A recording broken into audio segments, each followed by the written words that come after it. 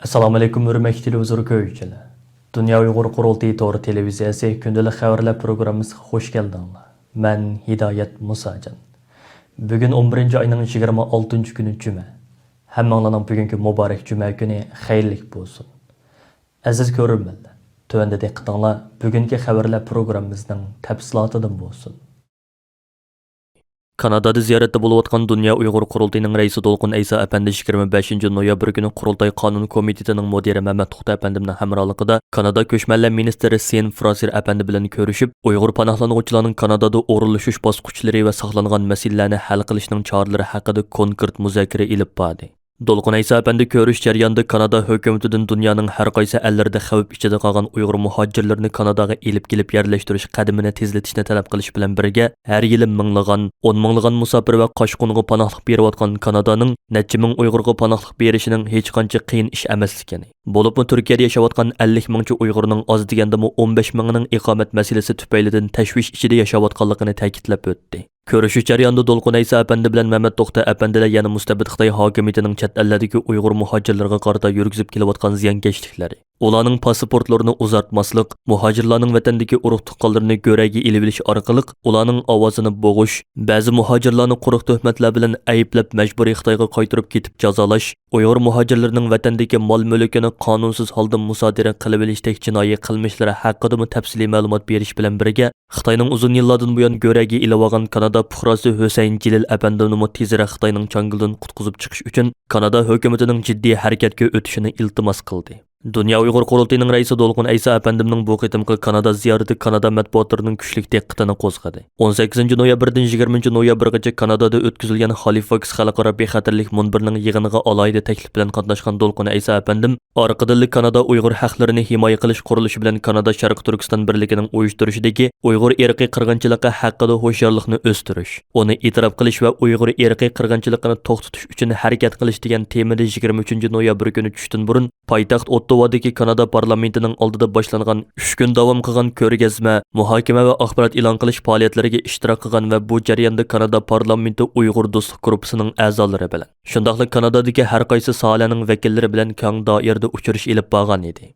Dolqun Aysa apandi Ottavada o'tkazilgan faoliyatlar jarayonida qilgan nutqida va Kanada matbuotlariga qilgan so'zida Kanada hukumatidan Kanada parlamentining Uyg'ur irqiy qirg'inchiligi haqida olgan qarorni qabul qilib, Xitoyning Uyg'urlarga yurgizayotgan irqiy qirg'inchiligini to'sib qilish uchun amaliy chora-tadbir va siyosatlarni yo'lga qo'yishni, dunyoning har qaysi ellarida xavf ichida qolgan Uyg'ur muhojirlarini Kanadaga elib kelib yerlashtirish qadamini tezlatishni, Xitoyning Kanadada yashayotgan Uyg'urlarga qaratgan tahdid va parakandachiligining oldini olish uchun qonuniy tadbirlarni kuchaytirishni, Uyg'ur majburiy amgikiga chetishli Xitoy mahsulotlarining Kanadaga kirishini cheklash uchun maxsus qonun turg'izib chiqishini, 2022-yillik Beijing irqiy qirg'inchilik olimpikini diplomatiya va siyosiy jihatdan boykot qilish uchun amaliy qadam besishni, Kanada fuqarosi Husayn Jililni Xitoyning changildan qutqizib chiqish uchun jiddiy harakatga o'tishni, shundaqla Kanada shirkatlarining Uyg'ur irqiy qirg'inchiligiga sherik bo'layotgan Xitoy shirkatlariga mablag' silishiga bo'lgan cheklash tadbirlarini kuchaytirishni talab qildi. Dunya Uyg'ur Qurultiyining Qozog'istondagi uzun yillik vakili, peshqadam kurashchi, Uyg'ur xalqining so'yimlik onasi Noila Tursun Muhammad qizining 25 noyabr kasallik sababi bilan Olmutada tuyuqsiz vafot bo'lishi muhojiratdagi, jumladan Qozog'istondagi Uyg'urlarni cho'nqur azoblantirdi. O'zining vatan millat davosiga bo'lgan fidokorligi bilan Qozog'istondagi Uyg'urlar orasida yuqori inovatga va hurmatga sazovor bo'lgan Noila xonim, texi yaqinda Chexiyaning poytaxti Pragda o'tkazilgan 7-navbatlik Dunya Uyg'ur Qurultiyiga 3 kun bo'yicha Qozog'istondan tor orqali qatnashgan edi. Dunya Uyg'ur Qurultiyining raisi Dolqun Aysa apandi bu munosabat bilan istansimiz orqali yo'llagan ta'ziyasida butun umrini Uyg'ur xalqining erkinlik va mustaqillik ko'rishiga beg'ishlagan, Uyg'ur davosining Qozog'istonda kuchayishida, shundaqla Qozog'istonda Uyg'ur milliy kimligini saqlab qolish, Uyg'ur madaniyatini taraqqiy qildirish, Qozog'istondagi Uyg'ur xonim qizlarini va yoshlarni Uyg'ur davosi sepiga qo'yish jihatda boshlamchilik va yetakchilik rolini o'ynab kelgan Noila xonimning vafotining Uyg'ur xalqi uchun zo'r bir yo'qotish ekanligini ta'kidlab o'tish bilan birga, marhuma Noila xonimga Allohdan rahmat va oilasidagilarga sabr tiladi. Noila xonimning janoza namozida naq maydondan istansimizning maxsus ziyoratini qabul qilgan Dunya Uyg'ur Qurultiyining oliy maslahatchisi, Qozog'istondagi milliy ustozlarimizdan Qahramon G'o'janbarda apandi o'zining qayg'usini izhor qilib mundoq dedi. Bismillahirrahmanirrahim. Qozog'iston Uyg'urlari intayin cho'nqir fojiaga duch bo'ldi. Bugun aytgan bizning Noila xonim Tursunmehmet kızı vafat oldu. Bana hazır biz cinayetlerimizin aldığı turumuz. Nayla Hanım Dünya Uyghur Qurultiyining 16-17 qurultayı qatnaşqan. Şu Kazakistan'da Qurultiyini himoya qilishga aktiv faoliyat qilgan. Shundaqla biz mashhad o'tkazilgan Milliy armiya kunlari bo'lsin, Sharq Susan Cumhuriyeti kuni bo'lsin, shundaq kunlarda Nayla Hanım kitaplarning ko'rgazmasini uyushtirib, gazet, jurnallarni, ya'ni vatan davosiga munosabat materiallarni taqdirgan, o'zi eg'ir besiq, bilimlik kishida ayollar bilan ishlatdi. Shu 3-4 gün avval yakshanba kuni biz qurultayning faoliyatini qanday qilsak kuchlantiramiz deb ijro komitet muavinasi Erkin Ahmetovning rahbarligida bir tashkiliy yig'in o'tkazgan. Shadimi Nayla Hanım shu eng oxirida bizga nasihat sifatida bir nutq qildi. Salomatlik yaxshidi. Mana tuyuqsizlar biz hammamiz ig'ir bir qiyinchilik turimiz. Murasim oldida qolganlar aman bo'lsin. Biz shu oilasiga, bolalarga hammasiga ta'ziya bildiramiz.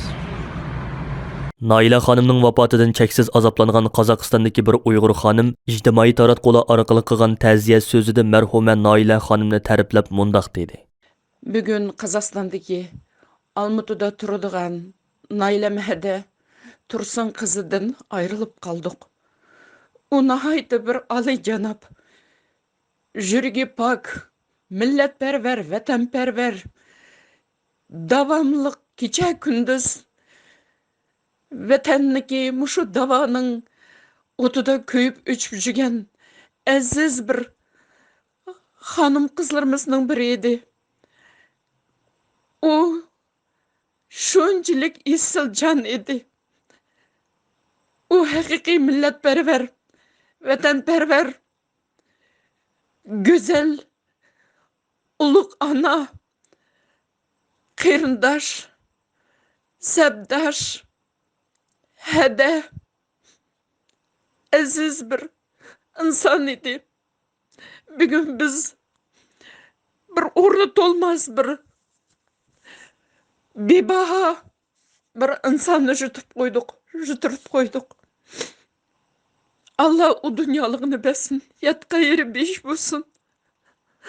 Naildem'nin barlığımız, şu Naildem'de vatan üçün, millet üçün köyüngen bolsaq çok. Bu suratları yuqurda evitip koydum videonu. Biz Dunya Uyghur Qurultiyiniki vekilliki saylanıp Çehiye'ye baramay. Almatıda şunda yaxşı bir degendek Şehirde saylamda ötkazgan. Mana şu vaqtda so'zlagan so'zi, aq kostyumda o'tagan ajoyib bir go'zal ona. Mening sabdishim, fikirdishim, sirdishim, mungdishim edi. Yatqayingiz besh bo'lsin. Buni mushu vaqtchaslarda topda bo'lsam-mu, men uni qatmagan edim. Bugun shundaq bir jutirish bo'ldi. Mening uchun ig'ir judolik. Barligimiz uchun deb o'ylayman. Chunki u bizniki sabdishimiz, bizning qarindishimiz. Uyg'ur uchun jon pido bo'lgan oxir demi bilan ketdi-ku. Xalqning dardiga chidamay mush ahvollarga hammamiz duo qilib qo'yaylik aziz qarindoshlar. Matbuotlarga to'nilgan jasur lager shohidlarimizdan Gollandiyadagi Qalbinur Sidiq xonim bilan Fransiyadagi Gulbari Xotivachi xonimlarning Germaniyadagi 2 haftaga cho'zilgan guvoh berish faoliyatlari Germaniya matbuotlarida intayin kuchli inkas qo'zg'adi. Germaniyaning davlat televiziyasi ZDF kanali bilan Germaniyaning boshqa nopuzliq televiziya kanallari va gazet jurnallari Qalbinur Sidiq bilan Gulbari Xotivachi xonimlarning jazo lagerlarida beshidan kechirgan ichinishli tragediyalarni orqa ko'rinish qilgan holda mustabid Xitoy hokimiyatining Uyg'urlar ustidan yurgizayotgan irqiy qirg'inchiligi va boshqa jinoiy qilmishlarini Germaniyada qayta kun tartibga olib keldi. Maraton şəklidəki məzkur guvahlıq beriş fəaliyyəti Avropa Şərqi Türkistan Birliğinin rəisi Əsqərcan əpəndimnin bevasitə yetəkçiliki və riyasətçilikdə 11-ci ayının 6-cı günü Germaniyanın Münxen şəhərində başlanğan olub, guvahlıq yığınları ilgirikin Germaniyanın Münxen, Regensburg, Augsburg, Würzburg, Frankfurt, Göttingen, Leipzig, Hannover, Berlin və Karlsruhe şəhərlərində. Şundaqla Çexiyanın Praga şəhərində ötküzülgən və 20 noyabr Germaniyanın Karlsruhe şəhərində muvaffəqiyyətli halda axırlaşqan idi. Bolubmu lager şahidlərimizin mətbuatlarga qılğan sözlərdə Germaniya parlamentinin taki hazırgacha Uyghur irqi qırğınçılığını qabul qılmağanlığından nomus his qılğanlığını ochiqcha ifoda qilishi kuchlik diqqat qo'zg'agan nuqtalarning biri bo'ldi. Mazkur guvohlik berish faoliyatini tashkillagan va lager shahidlarimizga 15 kun bo'yi hamroh bo'lib tarjimonligini qilgan Asqarjon apandim istansimizga qilgan so'zida lager shahidlarimizdan Qalbinur Sidiq va Gulbari Xotivoji xonimlarning ko'rsatgan fidokorligining o'zini cho'nqur ta'sirlantirganligini, hatto ularning herish charchashga qaramay ba'zi kunlarda 2-3 qitim orqa-orqadan guvohlik berganligini alohida eskartib o'tdi. 25 noyabr günü Angliya parlamentinin Avam Palata rəhbəri Jakob Rees-Mogg parlament a'zolariga qilgan so'zida 2-ci ayda o'tkaziladigan Beijing qishloq olimpik musobaqasiga texi bir bilet zakaz qilinmadi degan. Uning bu so'zi Angliyadagi Xitoy masalasi bo'yicha parlamentlar aro hamkorlik gruppasi tarafidan Angliyaning Beijing qishloq olimpikini boykot qiladiganligining ishorati deb qaraldi. Yuqorqi bu gruppaning a'zosi va Angliya parlament a'zosi Nusrat G'ani xonim Twitterda qilgan so'zida buni zo'r qadam deb tabriklagan. Gerçi hozirgacha Angliya Boris Johnson hukumati buni texi rasmiy usulda dalillamagan bo'lsa-mu, Angliya hukumati ilgari o'zlarining buni o'ylashayotganligini bildirgan edi. Forbes gazetining xabar qilishicha navbatda Xitoy hukumatining Uyg'urlarga qaratilayotgan irqiy qirg'inchiligi va boshqa kishilik huquq tafsandichilik siyosatlari tufaylidan Beijing qishloq olimpik musobaqasini diplomatik boykot qilishni o'ylashayotgan davlatlarning soni ko'payayotgan bo'lib, ular Amerika, Avstraliya, Kanada, Angliya va Litva qatorliqlarni o'z ichiga oladi ekan. Angliya parlamentining Avam Palata rahbari Rees-Mogg apandi 25 noyabr Avam Palatasida qilgan so'zida yana mundaq degan. Hukumatimiz Uyg'urlarga qaratilayotgan kishilik huquq tafsandichiligi, Hong Kongda yuz berayotganlarning Xitoy hukumati oldingi asrning 80-yillarida qo'l qo'ygan birlashma xitobnomaga xilofligi haqida Xitoy tarafga nihoyatda aniq pozitsiya bildirdi. Uyg'urlarla emas, balki Tibetda yuz bergan ishlarmi bu palatada doim o'ttirg'a qo'yildi. Biz Xitoy kommunist hukumatining axloqiy majburiyatini doim samiga sep turamiz. Germaniya matbuotlari Xitoyning Interpolni suiiste'mol qilib, uni xalqaroliq o'chiga aylantirishga urinayotganligini ilgari surmoqda. Interpol, ya'ni xalqaro soqchi deb atalgan bu tashkilotning arxivida Uyg'urlarning ichinishli hayot xotirasi, azobliq hikoyasi bor. 2016 tunji qitim Xitoy jamoat xavfsizlik ministrligining muavin ministri Meng Hongwei raisi bo'lib saylanishdan ilgari bu tashkilot Xitoyning suiiste'mol qilishi bilan Uyg'ur vatanparvarlari ustidan qizil boshliq tutish buyrug'i chiqarib, ularni o'g'lashga, parakanda qilishga boshlagan edi. 21 yildan ortiq davomlashgan bu ziyonkashlikni Germaniya axborot vositalari bugunga qadar unutib ketmagan. Germaniyada nashrdan chiqadigan suratlar gazeti 24 noyabr kuni Xitoy usta ovchini Interpolga nomzodlikka ko'rsatmoqda nomli bir maqola e'lon qildi. Maqola mavzusiga mustabid hokimiyat xalqaro soqchini o'qituvchilarni tutishga buyurmoqda. Bir o'g'lang'uchi o'qituvchi "Men o'zimni o'ltirib tas qolgan edim" dedi deganlar qo'shimcha qilingan.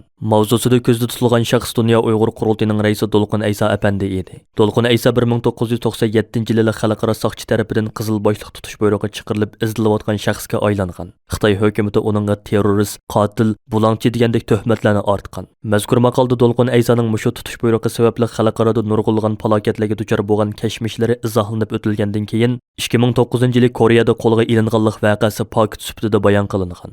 Dolqin Aysa shu voqea haqida to'xtalganda suratlar gazetining muxbirlariga "Men Koreya aydirumida 3 kun so'lab qo'yildim. 4 nafar Xitoy soqchisi Koreyadan meni Xitoyga olib ketish uchun kutib turadi. Agar men Xitoyga topshirib berilsam, Xitoy meni qiyin qistoqlar orqali o'limga mahkum qiladi. Men bundaq bir taqdirdan saqlanish uchun o'zimni o'ldirib olishga hozirlangan edim" deganlarni bayon qilib bergan. Xitoy usta ovchini Interpolga nomzodlikka ko'rsatmoqda nomli maqolada Xitoy hukumatining bu qitim xalqaro soqchi tashkilotiga Xu Binjin ismli birini raislikka nomzod ko'rsatganligi. Bu odamning aslida Xitoy jamoat xavfsizlik ministrligining parda orqasidagi usta ovchisi ekanligi. Nurg'ulg'an insonlarni tutib so'lashga to'p qatgan birisi ekanligi. Agar u xalqaro soqchi tashkilotiga rais bo'lsa, jahonning har yerlarida yashayotgan Uyg'urlar va Hong Kongliklarning o nishoniga aylanadiganligi, Xitoyning xalqaro soqchini xalqaroliq ovchiga aylantiradiganligi, Dolqin Aysaning beshiga kelgan kunlarning boshqalarning beshiga keladiganligi o'xshash bo'lmagan nuqtalardan tasvirlangan.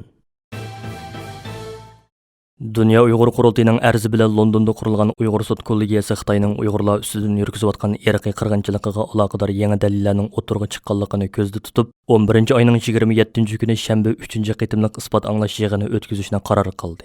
Bu qitimqi isbot anglash yig'ini faqatli yarim kun davom qiladi va yig'inda Gollandiyalik urush va irqiy qirg'inchilik mutaxassisi professor doktor Tonzuan bilan Washingtondagi kommunizm qurbonlari xotira fondining tadqiqotchisi doktor Adrian Zinis apandilar guvohlik berdi. Dünya Uyghur Qurultiyining tashabbusi bilan Londonda qurilgan Uyg'ur sud kollegiyasining tunji qitimliq isbot anglash yig'ini bu yil 6 oyning 4 kunidan 7 kunigacha Londonda. Ikkinchi qitimliq isbot anglash yig'ini bo'lsa 9 oyning 10 kunidan 13 kunigacha yana Londonda chaqirilgan. Bu ikki qitimliq isbot anglash yig'inida Sharq Turkistonlik va chet elliklardan bo'lib 70 dan ortiq kishi guvohlik bergan.